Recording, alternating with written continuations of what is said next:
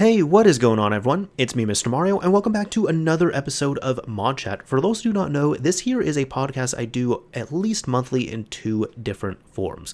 First of all, it is available in a visual version here on the Mr. Mario 2011 YouTube, Rumble, and Odyssey channels. Additionally, since this is a podcast, it is available in a audio-only form, so you can take it around and listen to it wherever the hell you want to, like an actual podcast. Simply look up ModChat, all one word, on your favorite podcasting app, host, provider, or platform, and you should hopefully be able to find it. I know it's not available on all of them, but it is available on most of them. Either way, for those who do not know, this, like I said, is ModChat, which is a podcast I try and do at least once a month, in which I cover things that I find new, interesting, or cool that I want to share with you all in the world of video game modding and video game console modding. Now, occasionally, I do show up on screen here. I will say, actually, most of the time at the beginning and end. This time around, not doing that, just because I want to put up some gameplay on here. We're going to be showing some of that Wipeout Phantom Edition again, because you know what? Hey, people like it. It's an awesome game, and if you haven't played Wipeout Phantom Edition or haven't heard of it, I would definitely recommend looking into it. For those who do not know, this is a re-implementation of the game on PC, which ends up taking a lot of what was good from the original PlayStation version and the PC version, kind of combines it together, fixes it up, brings it to a modern standard. It's excellent. It's a really great way to play the game. Aside from that, I also did want to say my apologies for taking a while to get to this episode here. I will say there's going to be a lot of stuff that has happened and a lot of stuff we're going to be covering here, so it's a little bit of a roundup episode. I wanted to cover a lot of this stuff earlier, but I'll just say this, sometimes when life happens, it really happens pretty hard, and I'll just leave it at that. Everything's good here, don't worry, but, sometimes it's not time for Mod Chat, but right now is the time for Mod Chat. So let's go ahead and get into the first topic here. The first one here is from developer Devil303, who had posted this over at PSX Place, and this here is related to Home Laboratory, in which they're stating that PlayStation Home has been revived and enhanced. And there's been a few PlayStation Home type revival efforts that we've seen. However, this one, like I said, is a different one, being Home Laboratory. So let's go ahead and look into this here. He is stating that Home is back on the XMB in 2025. Download and play just like it was originally. I am pleased to present our extensive work on reviving and enhancing PlayStation Home. Led by Agent Dark 447, our team has developed an advanced open source iteration of this server platform, significantly expanding its capabilities beyond the original. Below, I outline the project's scope, technical advancements, and access instructions for those interested in exploring or contributing. And down here, with a little bit of an overview, he states that Home Laboratory has successfully restored PlayStation Home to an operational state for the first time on open source software. Our initiative leverages server software created by us and facilitates a development environment similar to Sony's original framework. While still a work in progress, this will not merely be a restoration, but a substantial evolution compared to the version you remember, incorporating thousands of developer-focused features designed to empower both creators and users. So some of the technical enhancements they're talking about are a real-time inventory management, which they state is a unique web-based system for managing in-game inventories. Real-time remote control system. So this is a versatile tool enabling extensive control over the platform, accessible remotely via PC web browser. This is like a RTM tool on steroids, which it's funny reading that now. This is actually what I was thinking of when I first saw it. File manipulation tools, utilities to unpack and repack all PlayStation Home file types, providing full data access. Open source server software, available for deployment, allowing individuals to host private servers. Note, this requires advanced technical expertise. Custom content integration, support for user-created content deployable online for multiplayer interaction. And finally, developer builds, a semi-recreated development environment mirroring Sony's, facilitating advanced modifications.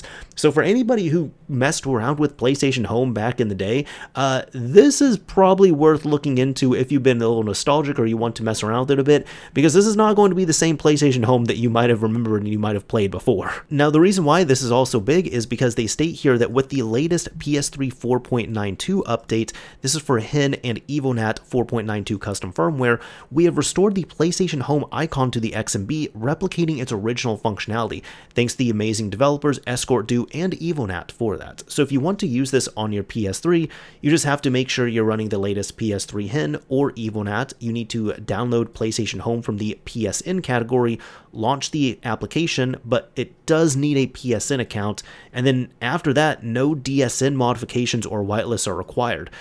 That's pretty awesome. That is pretty cool. We can also check out their tools and resources here because there are quite a bit in which they have a open source server software, PlayStation Home Data Archive, the web catalog, the Nautilus toolset, cache dumping application, a real-time remote control, content preserver, a server information site, active online lobbies with player counts, as well as a home laboratory Discord, of course. And some of these screenshots here that we can look at is, this is the Nautilus toolset, for example, where this is where it looks like you're able to work with a lot of your content on here. So for example, like this is the home archive creator and the home archive unpacker. This is some of the stuff I talked a little bit with Devil before, and from what I know, a lot of this content, not only it was encrypted, so they had to figure out how to decrypt it, but then they've ended up figuring out how to re-encrypt content. So not only you can do that with content out there already, but you can also do this with your own custom-made content and play online with it, or just play alone, either way. This here, for example, is cool. This is the home laboratory catalog, so you have quite literally a catalog of any type of items here, or companions you could see right here, for example. Really any type of items, it's all cataloged in here. This is the remote control, where they even state up here it's literally a game changer, and you can see there's so many features here that are probably well beyond even what the developers had available to them. One of the things that I found interesting is that not only you can screenshot in 720p, you can actually screenshot above that. You can screenshot in 1440p. So that's really cool that you can be pulling those off the system. This is also a object viewer, for example, where you're able to see everything, and you can see that they've done an excellent job documenting everything here. So quite literally every single component of this has been keyed and documented and explained. So if there's anything you're confused about, if there's anything you're wanting to know more in regards to home laboratory here, they have so much documented, it seems. Now I also want to show a clip from this video real quick. This is from the channel PlayStation Home Gameplay, and this was over on the article that we were just looking at. So it was linked over there, but you can see this is called PlayStation Home Real-Time Web Catalog and Remote Control by Home Laboratory. So they're showing this all in real time. It looks like this is connected, and they have it running on two instances, or I guess there's two clients that are connected here. You have one on RPCS3, and you also have another one on a PlayStation 3 system. So like was said before, even if you don't have a PlayStation 3, you can play this on RPCS3, and you can even connect with each other, which is really awesome. So this user is going through the home laboratory catalog right now and just going through everything. And let's see if there's anything that can be added in. To show a real example of this here, this is the real-time RPCS and PS3 control. So just looking into this, again, we're going to see both of the clients on the right, and then right over here, they ended up taking one of these items here, and they clicked on activate this portable now. So we're seeing this. Let's wait a few seconds. There we go. It's in game, just like that. So you can see right here, you have an incredibly powerful real-time modding tool that really doesn't need all that much setup on here. It's really all been set up, baked in, and it's available for people to use right now. Like right now, this is out. So overall, I will say real quick, first of all, props to the team. Secondly, this is awesome. And third, for anybody who's interested in dabbling around with PlayStation Home, whether you are a new or old user, definitely give this a shot here. I will say here that I've actually had a little bit of PlayStation Home experience. My previous PlayStation Home experience, it was actually really early on. I went to a friend's house. He actually was running a beta of it. He got invited to a beta, and it was so early on, it actually had voice chat in there. For anybody who's wondering why that might be a big deal, it's because for some reason when it was first launched, it had in-game voice chat, which was useful and worked really well. And then for some reason, they ended up taking it out. I don't know why. Like, Sony officially took out voice chat. So if you can believe it, there was this whole ecosystem right here that you're seeing, and it just did not have in-game voice chat. But I was there, I saw it in real time, I experienced it. In one of the earlier betas, it had voice chat, there were people talking, it worked pretty well. So again, if you want to try PlayStation Home, you might want to give Home Laboratory a shot here, especially if it's right on the XMB. Now, after all the excitement around the last episode of ModChat, which ended up covering a hypervisor exploit for the Xbox 360 called BadHTAB, we ended up seeing a bit of a revival towards something that wasn't necessarily new, but we've now been seeing a lot more interest in here again, it seems. This was in the release of BadHTAB, and we're going to be covering this here. There's going to be a couple of sources I'll have, but one of them is going to be this article posted over on PSX Place again by STL Cards WS. He's asking here, PS3HEN with Linux support, POC released hardware software based hypervisor LV1 exploit. And he states here at the beginning, could Linux support on PS3HEN be a reality with a new exploit?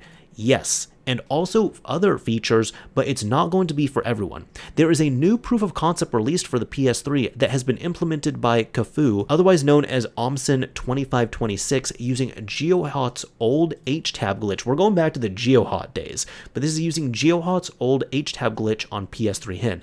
Developer Zeko Shao first started posting about this idea and the concept in January of 2023 here in the forums, and has shared various thoughts and progress, with the latest progress being Kafu's implementation. BadHTAB is a hardware-software-based hypervisor level 1 exploit. Now keep in mind, for anybody who's been using BadHTAB and who is familiar with the 30% success rate, they state here, the exploit has a very low success rate of 5 to 10%. As Game OS has a much smaller glitch window. As the README states, this is not meant for daily driver, it is for users with skill and patience only. See more details in the snippet below from the README and the links provided. As well as an update, bgearvo has provided some additional info in post number 2 below, which we're going to be checking this all out here. So it looks like here, just right off the rip, we do have a picture of a PlayStation 3. As you can see, it has been partially taken apart at least. We got this on here just to make sure it is actually running, but there's Kapton tape all over, and there is a couple of wires that are soldered into a couple points on the board, although you cannot see where they're soldered into directly, and you also can't see the device it's soldered into, but we're going to be getting to that. Now, to give some more information on this here, they're stating that this is a hardware-software-based hypervisor, a level 1 exploit for the Sony PS3. Initially invented by geohot for Linux, if you pull certain RAM signals to ground for a short time, write may be skipped.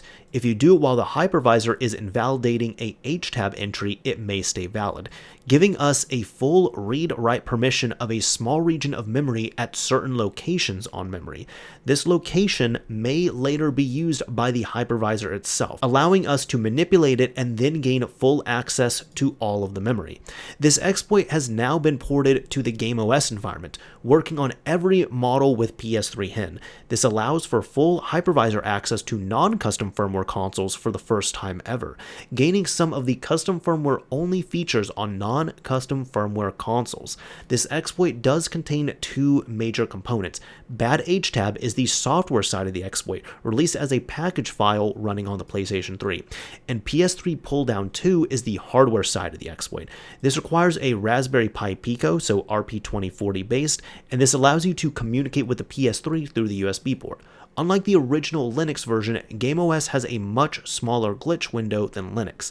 This means automation is a must to get successful glitch while remaining stable. But even with that, they state that the success rate still remains low at around 5 to 10%. This again is not meant for a daily driver use. It is for users with skill and patience only. It also requires soldering. Soldering isn't the difficult part. Getting it to boot and be stable after soldering is. And stated here that this exploit is based on Zorloser's implementation called Zorhack, and this exploit is not persistent and must be run again after reboot, but it does support firmwares 4.70 and later. Now, for some of the features, they're stating that after a successful run, these things will be possible. First of all, you could do a hypervisor call 114 anywhere, which allows mapping of any memory area without restrictions. You now have new level 1 peek, poke, and execute hypervisor call added, which allow for level 1 peek, poke, and execute through hypervisor call. See below here. Dumping of level 1 memory, so that allows you to dump level 1 memory to a file. You can boot a custom level 2 kernel .fself, which allows loading of any level 2 kernel as long as it is in fself format. And finally, you can boot other OS, which allows booting of Petite Boot bootloader, so you can regain the ability to use other OS and Linux. Now note here, if you use boot level 2 other operating system features, new hypervisor calls will be removed. However, hypervisor call 114 everywhere remains, so you can use that to reinstall it again. Now, one of the bigger updates we've seen here, and this is from Escort Do here, is that there is currently an open beta test for PS3HEN, which is 3.4.1. And some of the features here is that it has added minimal support for BadHTAB level 1 exploit. They've also enabled level 1 peek and poke in the PS3 PS3HEN payload, although they will change this in the future to be toggled, and they've also added options to the hybrid firmware tools, the XI menu, for easier testing with the level 1 exploit glitch. So you can see in this photo here that was taken from PS3HEN, you have a few options such as copy BadHTAB log from dev hard drive 0 to dev USB 0. You can toggle the glitcher test, you can toggle skip stage 1, toggle skip stage 2, toggle skip patch more level 1. That one was just a little bit more difficult to read, so I kind of had to stumble there a bit, but toggle level 1 dump after exploitation, level 1 dump after exploitation 240M, other OS launch after exploitation, level 2 kernel self reload after exploitation, and level 2 kernel f self reload after exploitation. Now, if you're sitting here scratching your head and wondering, okay, I don't know what any of this stuff means, is this going to be for me? Can this benefit me? Well, first of all, respectfully, probably not going to be for you unless you are interested in Linux support on your Super Slim, for example. If you're interested in doing that, then definitely follow this. However, if you're more of just a standard end user, at least at this point in time, probably nothing that you really need to try to install, especially since there are a lot of stability issues right now, and of course the glitch rate is pretty low for the success rate of this. However, I have been in contact with EscortDo, friend of the show here, dude I've known for several years at this point, because he's been giving me some info and lowdown on this here as he's been doing his testing. Now, for these photos I'm about to show you, he did send these over to me. I asked for permission, he allowed me to share it on here, so a big thank you to Jason or EscortDo for this here. But he was surprised because this is one of his installs, and he was saying that somehow this boots and things are just kind of floating here. Like, you could literally see this component is floating, this component is floating, and even the soldering portion, it doesn't look like it's all too tricky, at least in my opinion here.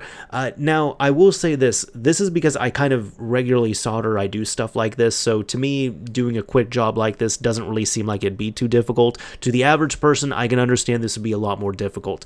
The downside to this, though, is talking about the stability. It's not just a part of getting this to successfully glitch, you also then have to maintain it and keep it working, and that's when the instability is more of an issue there, which is why he was surprised as to why, with everything just literally hanging in space here, this seems to work, but there we go. I will even say, from the install experiences he has shared on this here, it's even to the point where, like, even the type of wire you use matters on here. For people who might be thinking, oh, okay, I'm just going to use like standard Kynar wire and install this here and do just like a really tight and clean install, it probably won't, it might not work. I'm not kidding, it might not work. So like, you literally have to use like magnet wire or this enamel wire right here, and even if you get it cleanly done, it still might not work. But yet again, if you do like what EscortDo did here, where you quite literally have everything just hanging, it could work. It's funny. It's funny. Now, there's also a couple of console setups that he has here, which he showed me. This one here is his NOR setup, I believe, and this one here is the eMMC setup. So these ones are working. Like, again, even if this doesn't look like the cleanest setup on here, it's because it is odd getting this set up and getting this working from what I see here and actually reliably booting up and such. But if it works, it works. And he had let me know, quote, currently have full access to level 1 hypervisor after glitch is successful.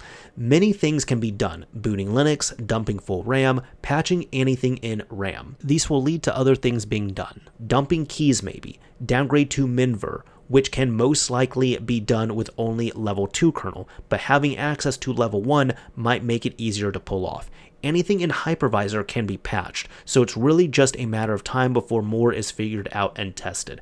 I think that's pretty well said on here. So for anybody who might be looking at this and thinking that this is way too unreliable, this is way too much work, there might not be a reason for you specifically to check this out here, this will be one of those things. It is really impressive and awesome, but we kind of just have to wait and see further progress on here, which you'll be able to follow this if you check out the link down below in the description of the video upload. You can check out the forum discussion here, and you can even check out the individual project links for this. So really awesome stuff so far on here. Now we're going to hop back back over to the Xbox 360 side of house, and this is from friend of the show Element18592, which is xLume, and this is a ESP8266 based LED controller for the Xbox 360 that uses UART to communicate with the console to control the LEDs. Now they're stating here that it works alongside the xLume Xbox application and connects via UART to receive commands from the 360. The following is a breakdown of the current commands that can be called to activate the different colors and modes. Now this is important here. In order for xLume to function properly, please ensure that you have debug output enabled in your dash launch ini. So debug out, you have to make that set to true, which makes sense because it states here that the following command should be passed over UART. So there's a lot of information covering this here in terms of the settings that you can do. There's also a video that he has here, and there's a example of the installation, which we can check out this photo here. And you can see here, this is it. It's this little PCB he ended up creating. He also has some LEDs that he's wired up to the fan. This is on a Xbox 360 Slim at least, and really you just have to wire this up to a few points on the LEDs themselves. You then have to wire it up to 3 more pads on the Xbox 360, and then of course once you have debug out enabled within dash launch, you should be able to use this with the xLume application. Here's the actual PCB itself. He has some recommended LED strips, a programmer, and saying that you can flash the firmware with ESP Web Tool. But let's actually see this thing in action. Now looking at this here, you can see that he has his Xbox 360 up and running. We see the xLume board is installed in the back. He's going to XEX menu, launching the application. And after a few seconds, let's see here. This is what it looks like. So there's nothing working on this, but he is setting how he wants this all to be here. So he's just really cranking up the red. Let's see, static.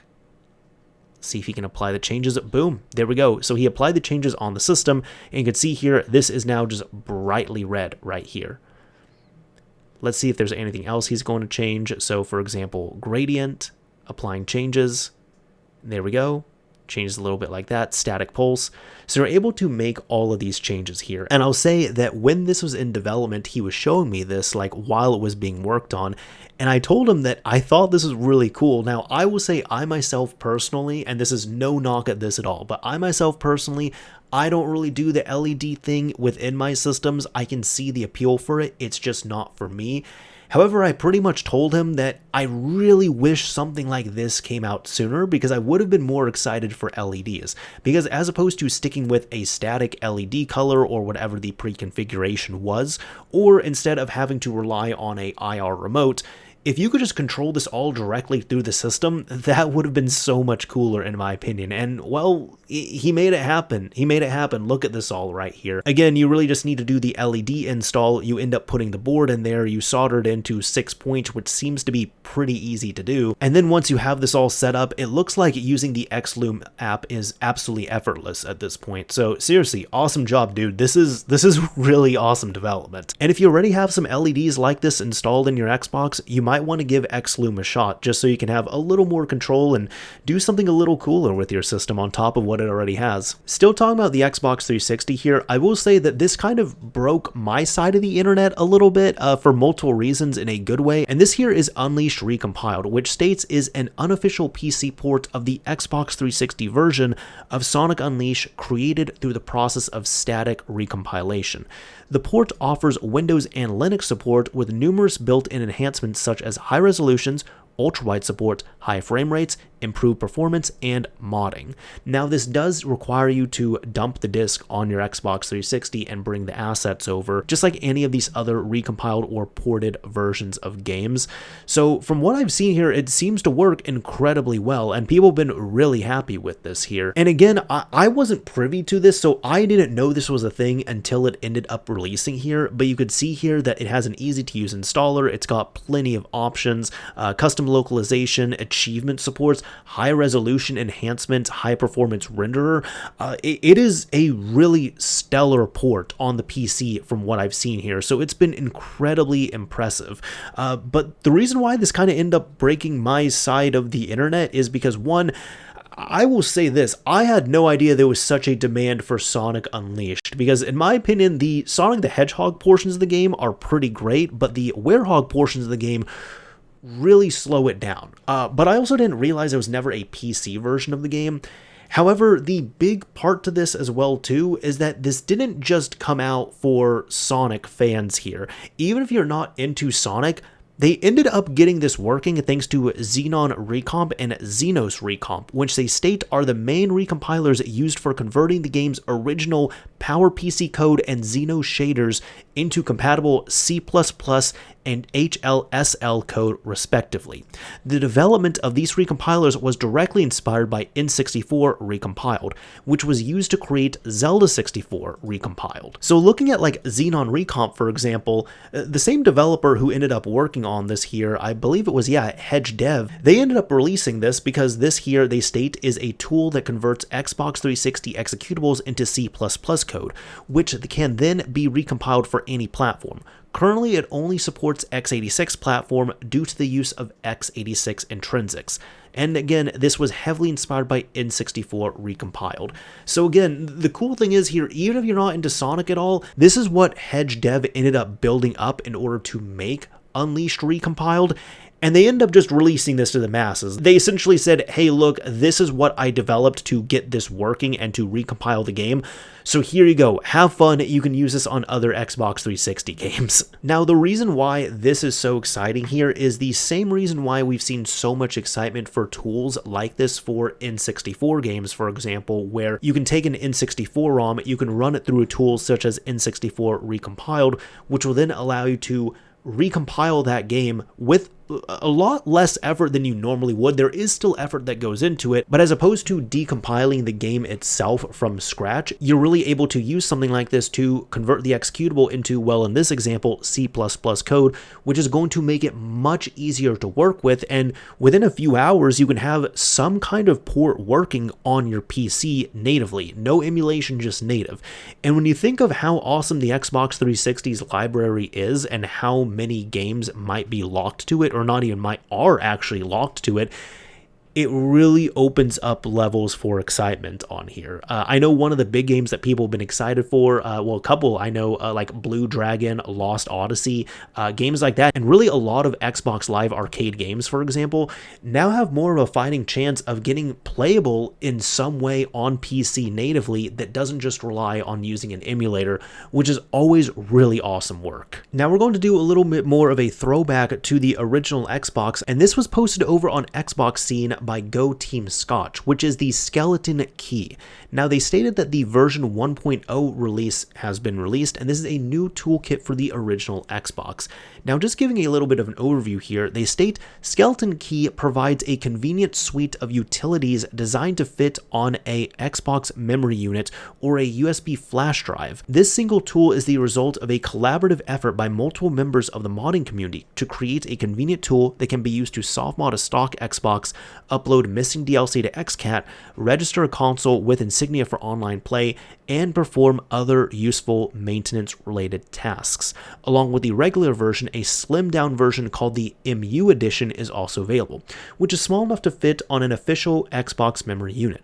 Both versions contain the same list of tools, the only difference being that the MU version has been further optimized to fit on a stock 8MB memory unit. And you can see right here, for example, the options that you have are, you have XCAT, which I've already brought up in this episode, but this is a tool which you can run this, and it's really easy. You run this on your Xbox, you connect your Xbox online, and it automatically goes through, it scans your hard drive, it ends up hashing the files, compares them with the existing XCAT database, and then for any files on there that might not be on there already, it ends up uploading them. These are things such as game saves, builds of homebrew applications, lost games, and especially lost content such as DLC. And then it ends up going there, it's parsed through, and then it ends up getting released. So it's not like it just goes into a black hole, mind you.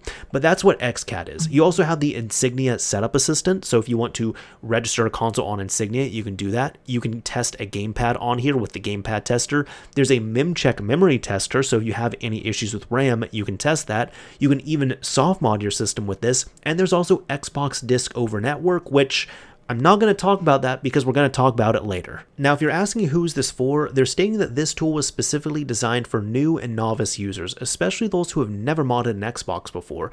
The idea is that you would load it on a flash drive connected to your stock Xbox and instantly have access to a list of essential and useful tools. The goal is to get more people involved in exploring their console and getting active in the modding community, not to make money. Users who want to keep their Xbox stock can use it to back up their EEPROM to a PC, register with insignia, and upload missing content to the XCAT archive effort and retain that stock experience they love.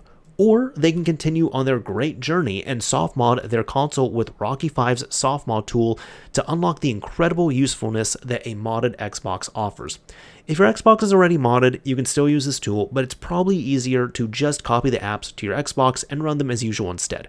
You can copy Skeleton Key to your Xbox and launch payload.xbe or p.xbe for the MU version as if it were any other app. If your console is hard modded, avoid trying to run in-game from the memory section of the Xbox dashboard and instead just launch the payload XBE directly. Now for the benefits of this, they state that it is a all-in-one toolkit, of course. It has ease of use, so it's compatible with both memory units and aftermarket USB flash drives. Accessibility is great because it has a built-in FTP, web server, and XDON functionality for direct access to your console's file system, as well as versatility because this includes a robust set of diagnostic tools and utilities for various purposes, from controller and RAM testing to soft modding, as we covered on here.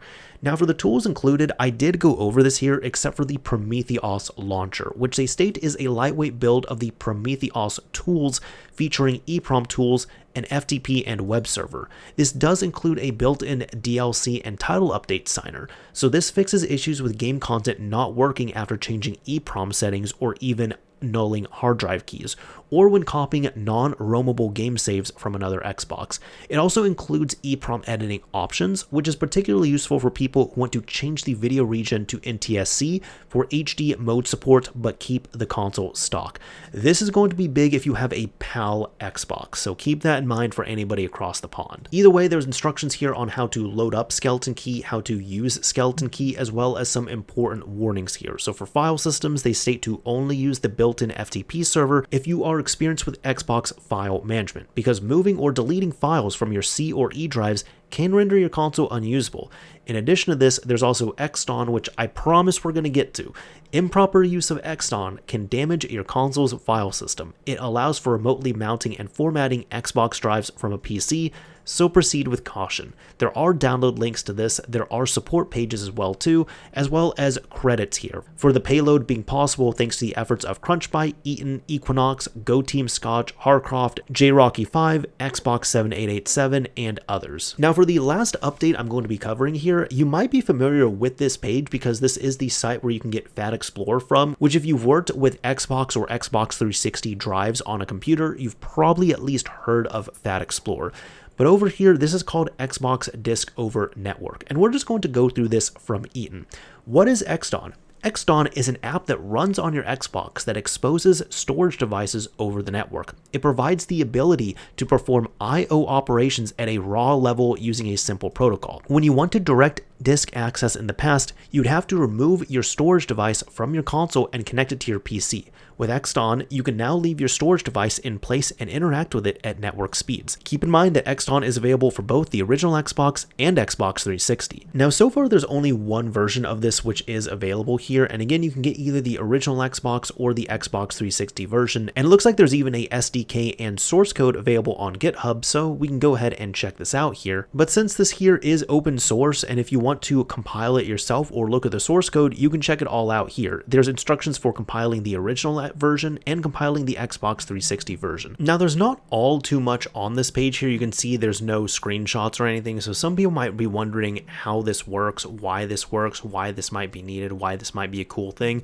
Well, this does work. Even though this application is just freely available, you can download it and run it on your Xbox. This does work in conjunction, not only having your system on your network, of course as the title states here, but you also will need the latest FATXplorer beta, which if you haven't used it before, it is a fantastic piece of software. I actually have it up and running right over here and just updated it because, well, I decided to fire up the Xbox 360 and try this in real time with you all. So I ended up just copying over to a flash drive real quick. Let's go ahead, go to the file manager, USB 0, there's XDON, all right? Let's open up the executable and let's see what happens here.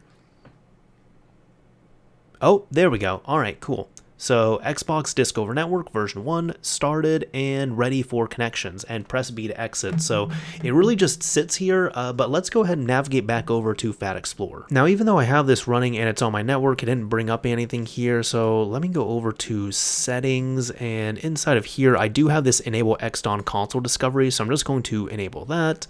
Going to close out of this, and let's give this another shot here. It's actually going to scan the network, I suppose. Did it not like this here? I'm looking at the log and it states, sending XDON broadcast XDON network error, connection attempt failed because the connected party did not properly respond after a period of time, or established connection failed because the connected host has failed to respond. So let's do a little bit of troubleshooting. Well, I'll be honest with you all, I've been troubleshooting this here a little bit, and I don't think this is a complete wash by any means. I think it's probably just something with my setup here. But I went in, I restarted my Xbox, I restarted my computer here, I ended up turning off my firewall completely, tried to turn it back on, but just allowed FATXplorer on both private and public networks to get through. But I'll even bring up the log again. But you can see here, just bringing up the log, no matter what I do here, unfortunately I end up getting this XDON network error, and it just gives me the same thing as before. So if I go over to devices, try to refresh, it takes about 4 seconds, I want to say, but it just doesn't bring it up on here, despite I will show you all, it is currently running on my system. Now, I will say it's nice that it did sign me out, and even if you bring up the guide, it even limits the guide as well, too. So Eaton really took this into account on here. Even the README here is great. It breaks down like how to use this, what can it do, the capabilities, like what storage devices are on here, and even some of the troubleshooting steps on here. Like for example here, like it's not able to detect the console, so I am running the latest version of FATXplorer. I made sure enable XDON console discovery is toggled on. I went through the log on that there. It is running on the system. Make sure your system's on the same network. Yeah, the firewall is fine on there as well. Like I said, I even tried to disable the firewall, and no dice on that one. Really, I think the only other thing here would be to try another PC, but I'm going to be honest, I'm not going to be doing that in this video here at least. Although trying another PC, I'll probably be able to do that here soon. That's in the works, and that's all I'll say on that. Either way, I did want to do a little bit of a show and tell on this. I wish I could show you further, but this is kind of where I'm stopping at here. I will turn it over to you all though. If you all try this on the original Xbox or Xbox 360, share your experiences, let me know what luck you have on it, maybe even some troubleshooting steps as well too if you were running into a similar issue with me. Let's see what can get done with this, because I like this and I think it's a really awesome idea, application, and implementation here. It just, unfortunately, you know, right when I want to record something, it's not going to cooperate with me. Now for our very last thing here, usually I like to cover something that is cool, interesting, funny, that might be related directly or indirectly in the world of video game modding, console modding, what have you on here. And so people might be really confused and wondering why I'm showing a Amtrak page of all places. Am I trying to promote train travel here? Am I trying to promote maybe, you know, when people are trying to look out for their wallets, maybe a more affordable way of traveling? Yes and no. I mean, those certainly aren't bad things, but if you look at this here, this is why train travel is a gamer's first choice. And I swear to you all, right, I'm gonna like right here refresh. Is there a reload here? It's called reload. This is on the Amtrak site. I'm going to have this linked down below in the video description if you all think I'm messing with you all here. This is an official page from the Amtrak site. And you can even see here on the banner, that is a Amtrak branded DSI right there. Like a nice, pretty like sky blue DSI, something like that. But just reading this down below here, no need to hit pause when you ride with Amtrak. Remember the blissful rush of playing your Nintendo Switch in the backseat of the car, racing to snag one last power-up before the battery ran ran out, not a care in the world, as someone else took care of the driving. There's good news. The technological wizards at Amtrak have created a sort of time machine that simulates this experience. But now there's no parental figure threatening to turn the car around and take away your gaming device. With plenty of power outlets for your gaming devices, complimentary Wi-Fi, loads of elbow space between you and your sticky-fingered siblings, and overhead storage you can access anytime, there's no better way to keep the gaming lights on than train travel. Go ahead and bring that extra CRT for the Smash Melee tournament or an entire dual-screen monitor setup. You would be far from the first. So this is to show you all that the travel company, Amtrak, is more supportive of Smash tournaments, like Smash Melee tournaments. They are more supportive of Melee than Nintendo is. Amtrak. Give them a round of applause, please. Either way, that is about it for this episode of ModChat. I hope you all enjoyed watching, listening, and you were entertained and maybe even learned a little bit from this here. Now, if you've made it to the end of this episode, first of all, thank you very much. And secondly, if you haven't made it here before, what I like to do is pick a keyword or a key phrase. And if you use that keyword or key phrase in a comment on the video upload, I'll know that you've made it to the end of this episode. So for this, how about application? Let's go ahead and use that. What is your favorite application? Are you an application developer? Have you tried developing applications in the past? Do you have any applications that you would recommend on Mac OS, Windows, or even iOS or Android? Let me know. Let everyone know, I guess. Again, if you use the keyword application in a comment on the video upload, I'll know that you made it to the end of this episode. Either way, that is about it for this episode of ModChat. If you enjoyed this episode, a like would absolutely be appreciated. If you didn't like it, a dislike is fine as well too. But as I always say, this is Mr. Mario, signing off. Thank you all for listening and watching, everyone. And until next time.